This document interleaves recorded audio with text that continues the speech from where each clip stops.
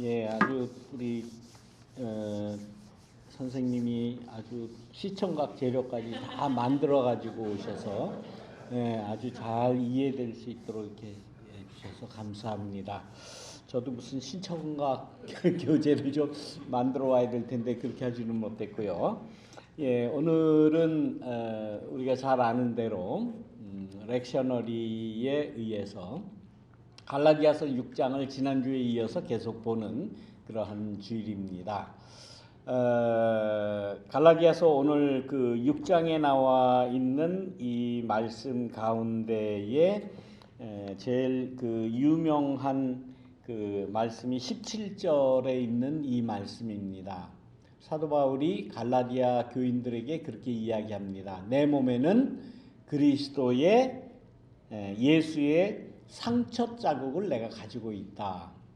그래서 나는 이 예수의 내 몸에 나 있는 이 상처 자국을 내가 지니고 다니고 오히려 그것을 자랑한다라고 말씀을 합니다.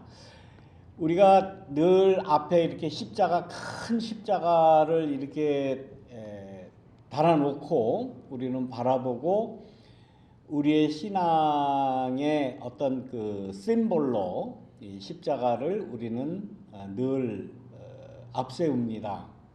그런데 이 요즘에 우리가 십자가를 앞세우고 나타내고 하는 데는 아무런 부담이나 아무런 꺼리낌이나 뭐 부끄러움이나 이런 것이 없습니다. 오히려 자랑스럽게 십자가를 생각을 합니다. 그래서 목걸이로 달고 다니기도 하고 또 이 옷깃에다가 십자가를 배지를 달기도 하고 그 십자가를 이렇게 자랑스럽게 우리 몸에 부착하고 다닙니다. 타투도 해요. 오늘 타투 얘기도 나와야 됩니다. 그런데 그 당시 갈라디아 교인들이 초대교회를 이루고 있을 그 당시에는 이 십자가라고 하는 것이 끔찍한 형틀이지 않습니까? 그래서 로마 제국을 반대하는 그 로마 제국을 무너뜨리거나 반대하거나 하는 그러한 그 악당들, 그 당시에는 강도라고 그렇게 이야기를 했죠.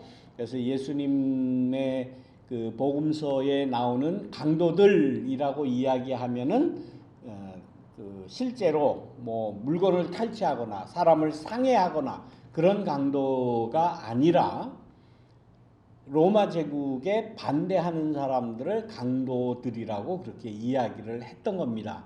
그래서 그 강도들을 로마를 반대하는 반란 세력들을 잡아서 저 십자가에 달아서 사형을 시키는 그 형틀입니다. 그러니까 끔찍한 거죠. 끔찍한 거고 누구도 바라보기 싫었고 누구나 그 십자가를 진다는 것은 그건 상상할 수도 없는 그러한 일이었습니다. 그러나 이 세상이 바뀌고 또 이 그 로마 제국이 오히려 300년쯤 됐을 때는 이 기독교를 받아들이고 예수의 도를 받아들여서 로마의 종교로 삼은 그 이후에는 이 십자가가 오히려 자랑거리가 됐고 나타낼 수 있는 누구나 자랑하는, 그래서 교회의 지붕 제일 꼭대기에다가 십자가를 달아놓고 목걸이도 하고 다니고 반지도 하고 다니고 배지도 달고 다니고 아까 말씀드린 대로 몸에다 타투도 해서 문신도 십자가 문양을 문신을 할 정도로 오히려 자랑스러운 그러한 그 심볼이 된 것입니다. 그러나 그때는 그러지 못했습니다. 그 당시 그러니까 그 AD 주후 1세기 정도부터 그 당시에는 로마 그 제국의 정책 가운데 로마라고 하는 그 나라의 권력 체계를 유지하기 위해서 많은 노예를 부렸습니다. 그래서 노예가 있어야만 그 로마의 그 체제, 로마의 경제, 로마의 그 지배, 이데올로기를 유지할 수가 있었습니다. 왜냐하면 물적 기반이 없다면은 그 체제를 유지할 수 없기 때문에. 그래서 많은 노예가 필요했습니다. 그래서 로마가 지배하는 곳마다 많은 사람들을 거의 노예 취급을 하고 노예의 노동을 기반으로 그 로마의 체제를 유지를 했습니다. 이 세상에서 노예의 삶을 살기를 원하는 사람이 한 사람이나 있겠습니까? 없지요. 그러니까 그 노예 체제는 강제된 겁니다. 그래서 강제로 사람을 잡아다가 다른 나라를 침략해서 그 사람들을 끌어다가 노예로 쓰는 거예요. 그러니까 많은 그 노예로 잡혀온 사람들이 반란을 일으키기도 하고 도망가기도 하고, 그래서 그거를 방지하기 위해서 어떤 표시를 그 노예에게 주었는가 하면은 오늘 본문에 나와 있는 대로 스티그마라고 하는 스티그마, 흔적을 이 몸에다가 새겼던 거예요. 그래서 노예는 주로 그 이마에다가 그 노예라는 그런 표시를 그 불인두로 지져서 이마에다 이렇게 불로 지져서 평생 그 지워지지 않도록 한다거나, 아니면 이마나 얼굴이나 혹은 등이나 어깨에다가 그 노예다라고 하는 그 표식을 그 타투를 옛날에는 했다고 그래요. 조선시대 때도 그 노비들을 그렇게 했다고 그러죠. 특히 노비로 고분고분하게 말 잘 듣는 노비들한테는 그러지 않았지만은 도망갔다가 잡혀온 그 노비들을 어떻게 했습니까? 얼굴에다가 그 얼굴 볼에다가 그 노비라고 하는 B자를 이렇게 그 타투를 했다는 그런 그 기록, 여러분도 아마 보셨을 거예요. 옛날에 드라마 추노라고 하는 도망간 노예를 잡아오는 잡아오는 사람들, 그 추노꾼이라고 그러는데, 그 아마 드라마를 보셨으면 아마 기억을 하셨을 겁니다. 그 노예의 생활이라고 하는 것은 정말 치욕적인 거예요. 인간 이하의 대접을 받을 수밖에 없는 거예요.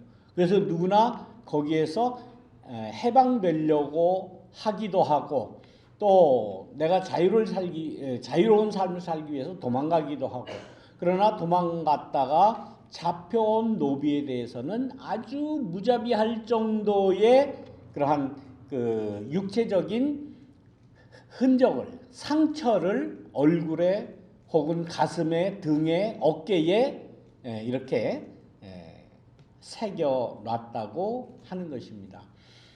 지난달에 그 준틴스 데이를 우리가 노예 해방 일을 우리가 그 연방 공휴일로 이렇게 지냈는데, 이 미국 대륙에서도 그 아프리카 대륙에서 흑인들을 강제로 잡아다가 노예 노동을 시켰죠.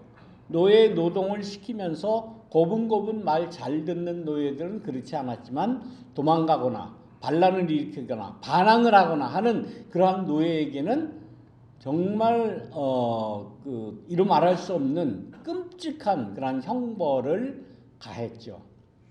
그래서 채찍으로 때리고, 등가죽이 마치 그 악어의 등가죽 같이 부풀어 오를 정도로 채찍을 가하는 경우도 있었고, 또 그야말로 문신을 해서 노비라고 하는 그런 표시를 한 것을 역사 가운데 얼마든지 볼 수가 있는 것입니다. 정말 인간에게 할 수 없는 그러한 일들을 저질렀다는 겁니다.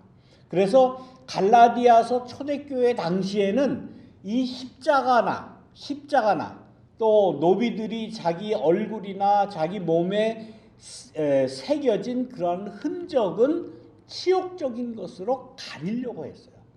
가리려고 했지 그거를 나타내는 사람은. 그러나 이마에 그 노비라고 이 만약에 이게 불인두나 또는 이 문신을 했던 경우는 어떻게 가릴 수가 없는 겁니다.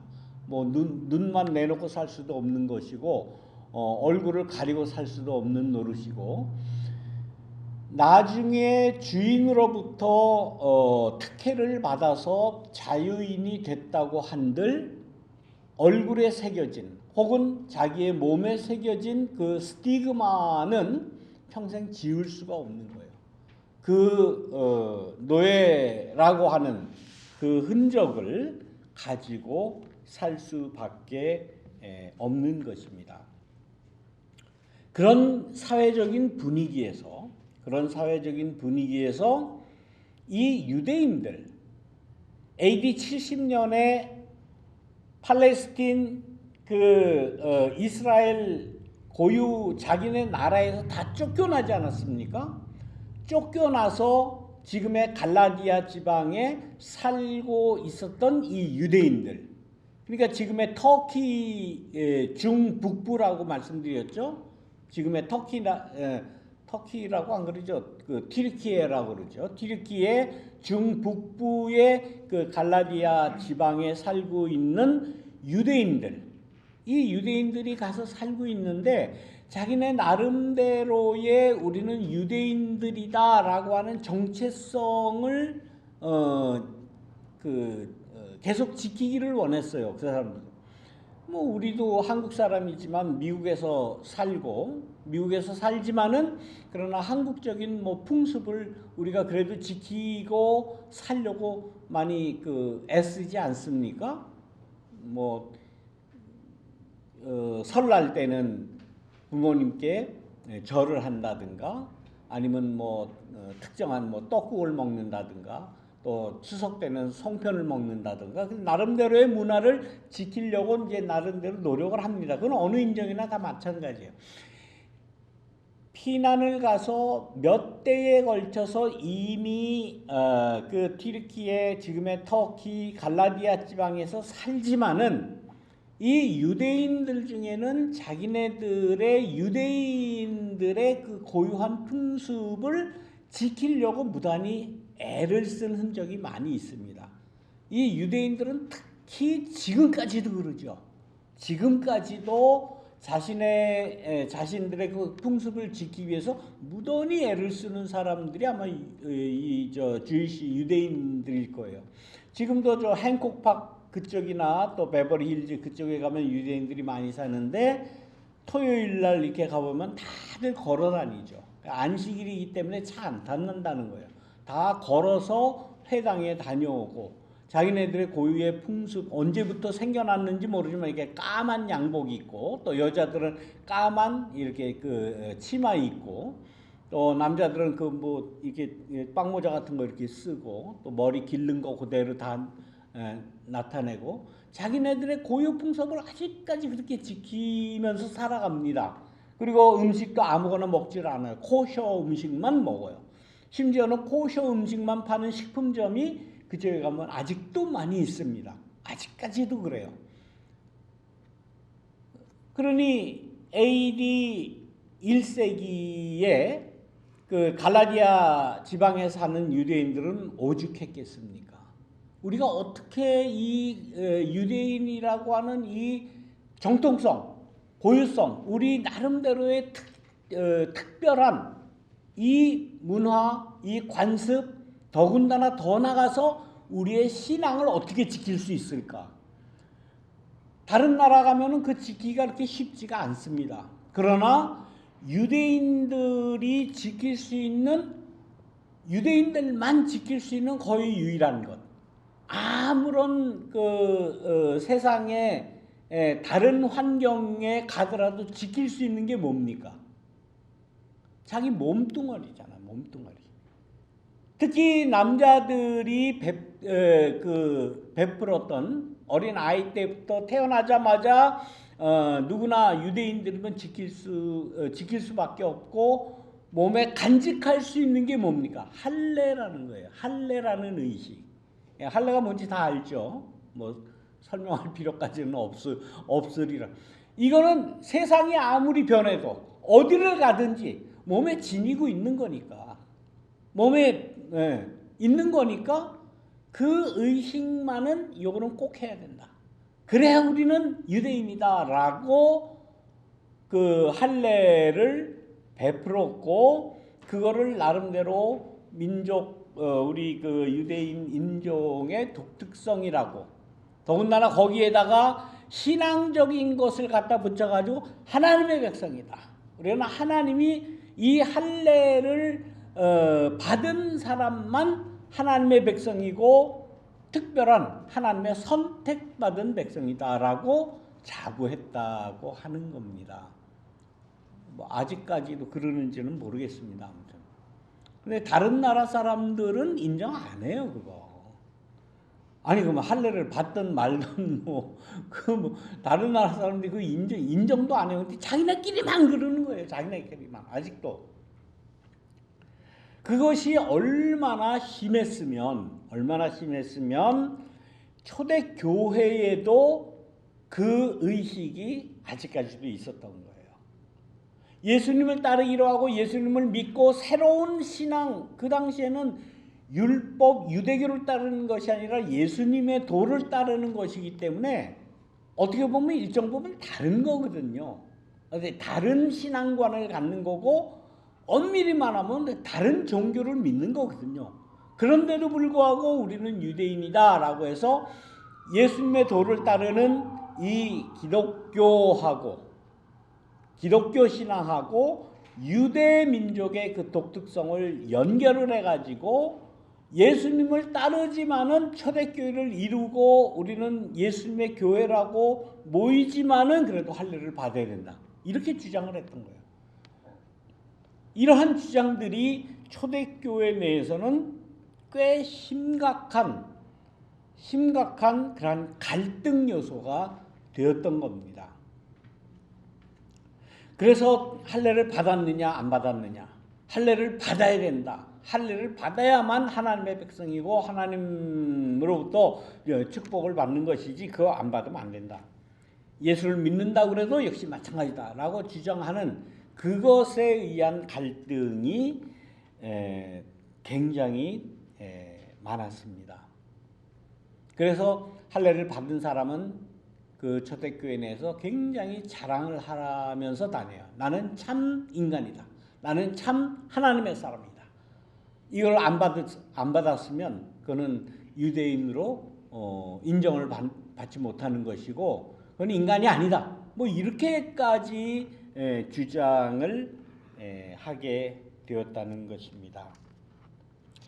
그래서 이 유대인들은 자신의 몸의 그 표식인 이 할례를 그렇게 주장을 했어요.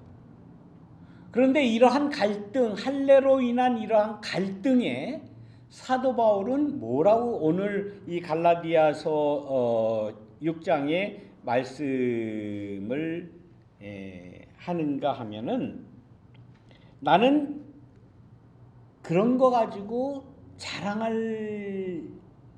자랑하고 싶지도 않고 그것은 자랑거리가 아니다라고 이야기를 합니다. 물론 사도 바울도 유대인이었고 오랫동안 유대교에 심취해 있었고 유대교를 전파했던 사람이니까 물론 할례를 받았겠죠. 그러나 그런 모든 것들을 어떻게 여겼다고 그랬습니까? 완전히 똥과 같이 여겼다는 거예요. 아무짝에 쓸데없는 걸로 여겼다라고 이야기를 하지 않습니까? 어떤 부류의 사람은 최고의 자기의 그 자존심으로, 자기의 자랑으로 여겼는가 하면 바울은 그거는 아무것도 아니다. 아무짝에 쓸데없는, 그야말로 아무짝에 쓸데없는 정도가 아니라 그건 그야말로 똥과 같이 여긴다.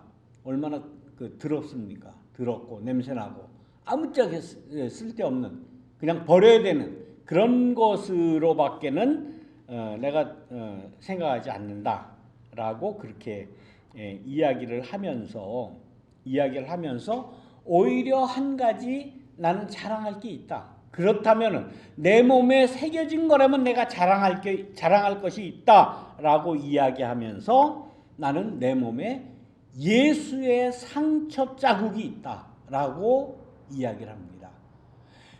이 바울은 예수님의 도를 전하면서 많은 고생을 했어요.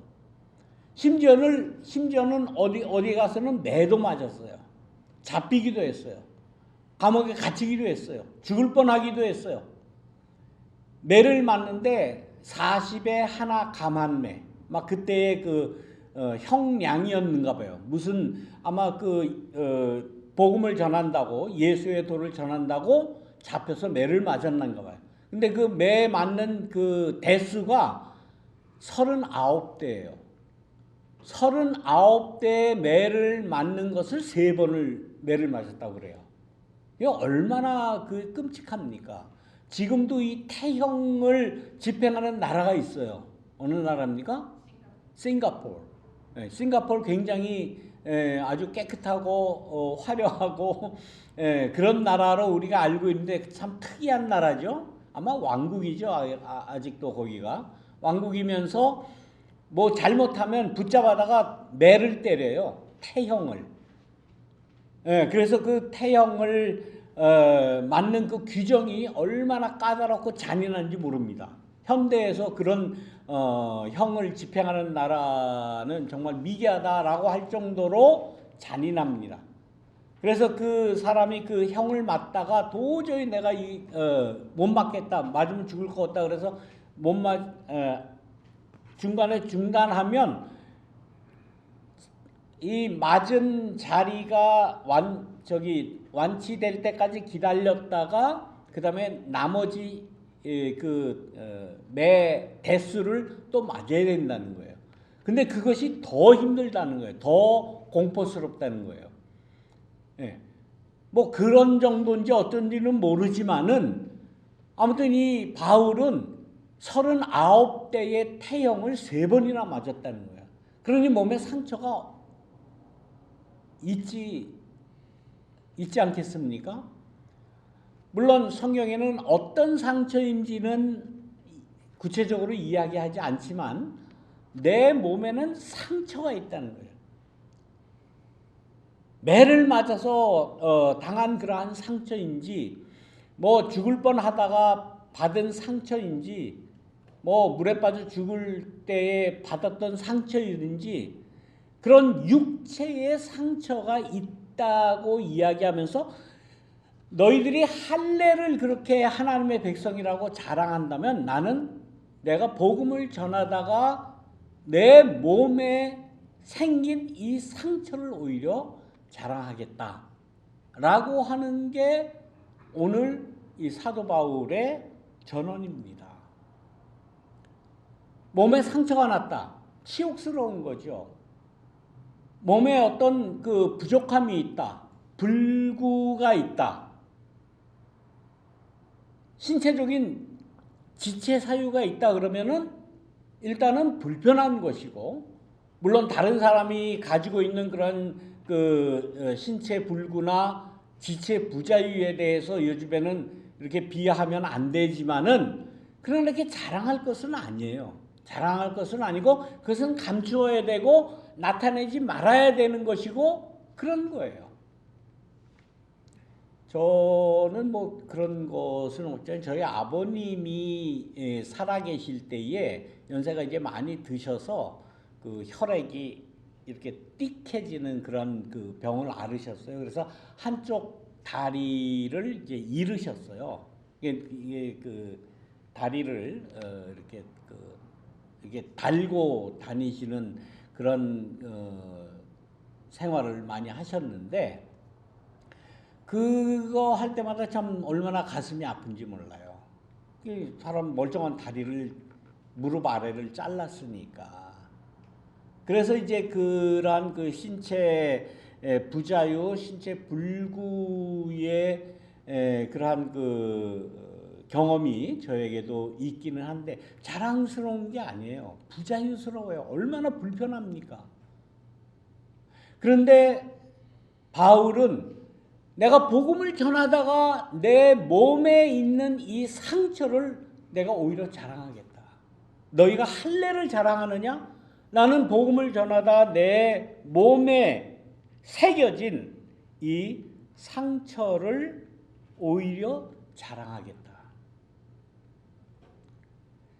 아마 지금 우리가 아무런 꺼리낌 없이 십자가를 내세우고 십자가를 목걸이로 브로치로 배지로 달고 다니는 그러한 심리하고는 이게 많이 틀릴 거예요. 이건 자기 몸에 새겨진 거니까, 자기 몸에 생겨진 불구니까 이건 자랑할 것이 아니에요. 그러나 바울은 이 상처로 인해서 예수의 도가 전해진다면 나는 오히려 그것을 자랑스럽게 생각하겠다. 오히려 그걸 난 내세우겠다라는 거예요. 우리에게 그런 상처가 있습니까? 내가 예수를 믿어서 내가 신앙을 가졌기 때문에 내가 정말 다른 사람이 보기에는 부끄럽고 나타낼 수 없는 그러한 상처를 내가 과연 가지고 있는가? 물론 그런 상처가 육신에는 없을 수 있습니다. 그러나 내 삶에, 내 정신에 그런 것이, 그런 자랑할 만한 그러한 상처가 내게 있겠느냐라는 거예요.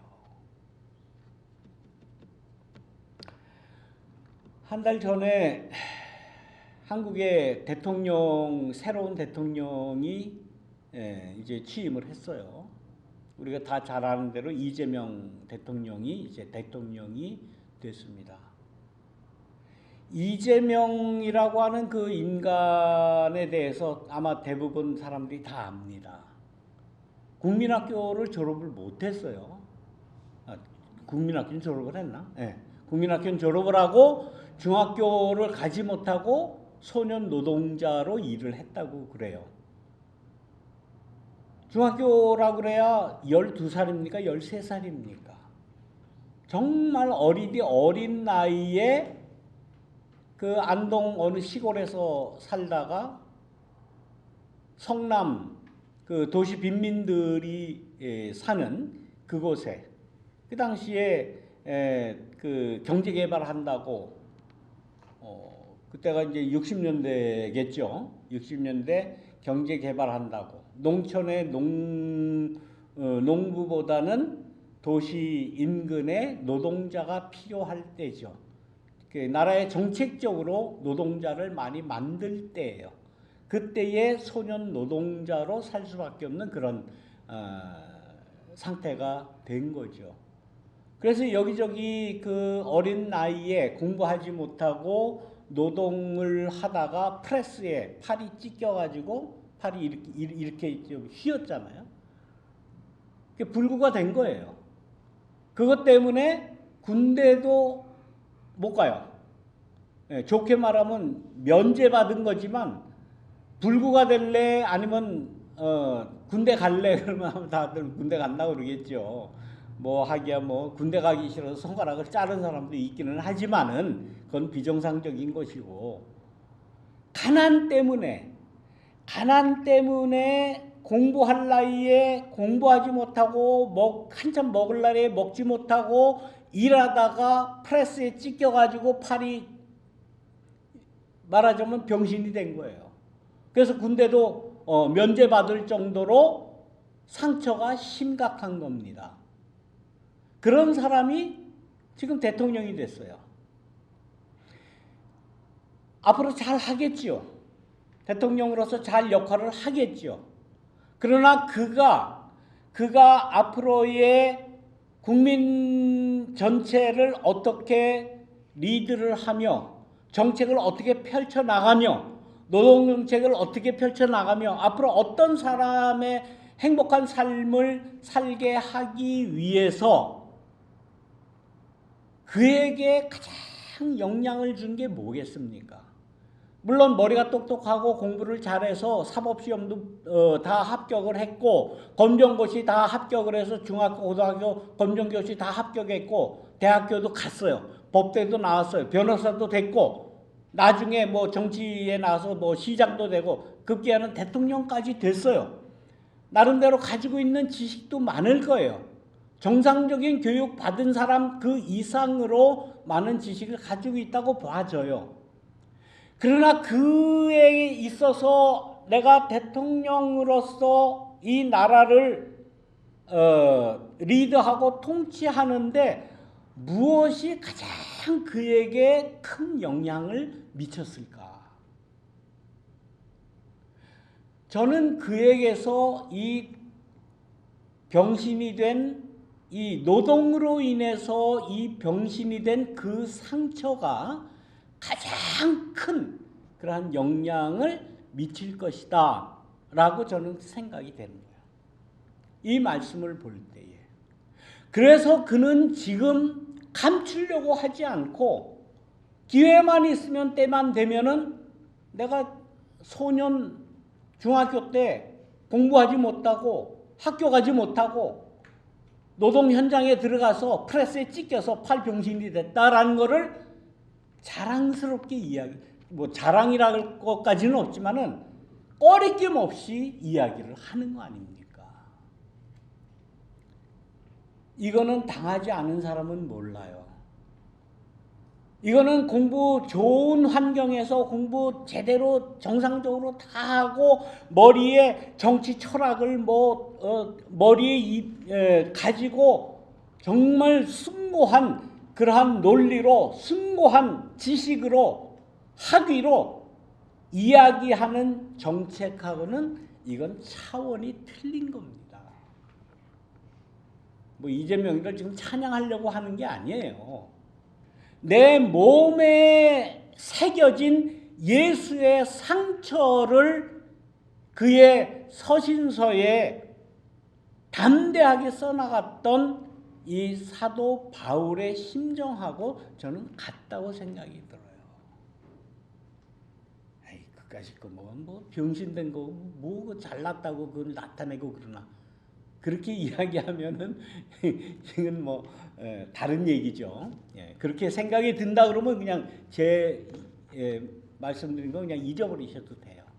그러나 자기의 치명적인 한번 생각해 보세요. 그 중학교 한참 뛰어놀아야 되고 한참 공부해야 되고 정말 이성의 눈이 띄어질 때 여학생들하고 한번 사귀고 싶고 할 때에 늘 도망 다녔다는 거 아닙니까?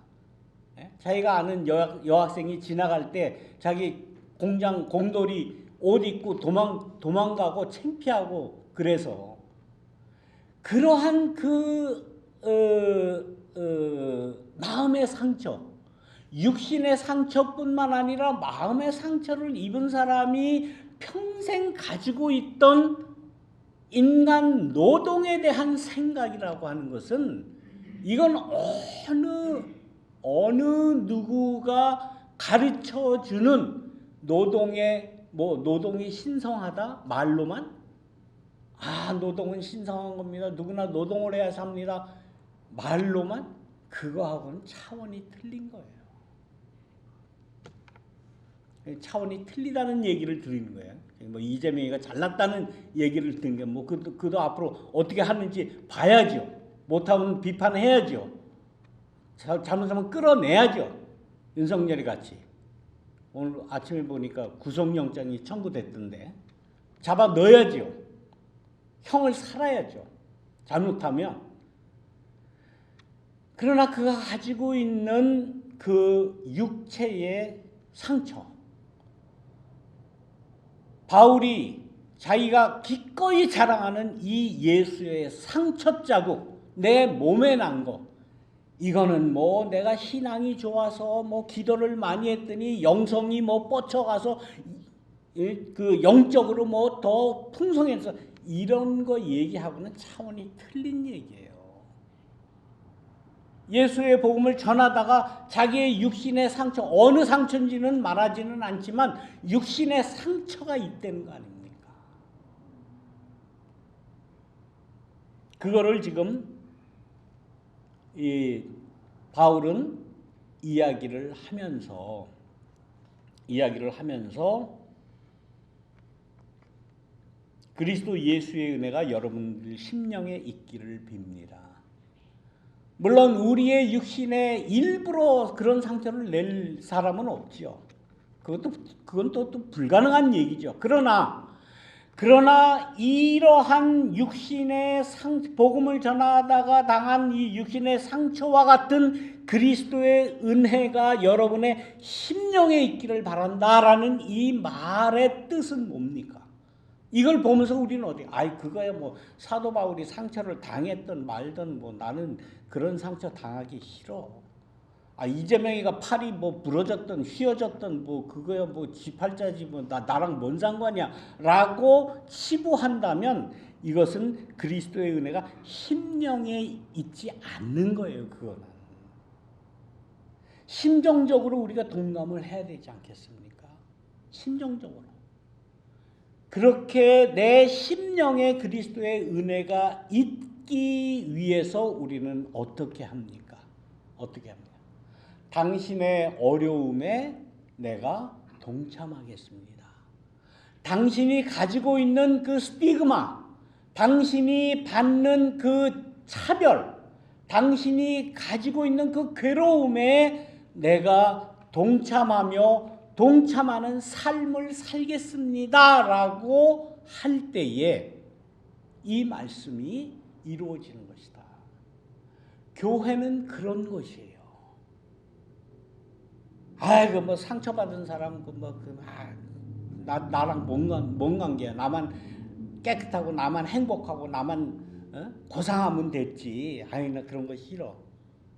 그러면은 예수 그리스도의 그 흔적을 자랑했던 사도 바울의 이 말씀과는 전혀 관계가 없는 그런 삶이다라는 말씀입니다. 그래서 예수를 믿는다고 하는 것은 그리스도의 은혜가 내 육신에 내 심령에 있기를 원한다면 우리가 이 사회의 어려움에 동감하는 것, 동참하는 것, 그들을 위해서 헌신하는 것, 이 교회가 그런 일을 할 때에 교회가 올바른 교회로서 역할을 하는 것이다.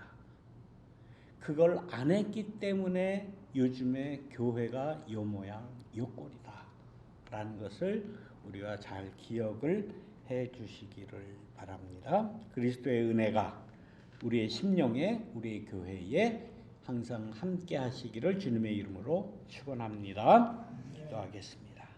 사랑과 은혜가 많으신 하나님, 우리는 예수님을 위해 우리의 육신에 어떤 상처도 당하지 않았습니다.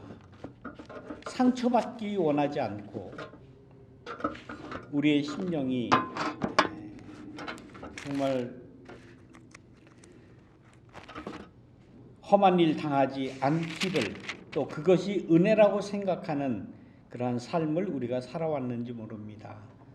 오늘 사도 바울의 이 말씀을 통해서 내 육신에도 내 심령에 있는 이 그리스도의 상처가 무엇인지 깊이 기억할 수 있도록 인도하시고, 그러한 상처가 없다면 상처를 가진 많은 사람들과 동감하고 그들의 삶을 위해서 살아가는 우리 모두가 될 수 있도록 인도하여 주옵소서. 감사드리며 예수님의 이름으로 기도드립니다. 아멘.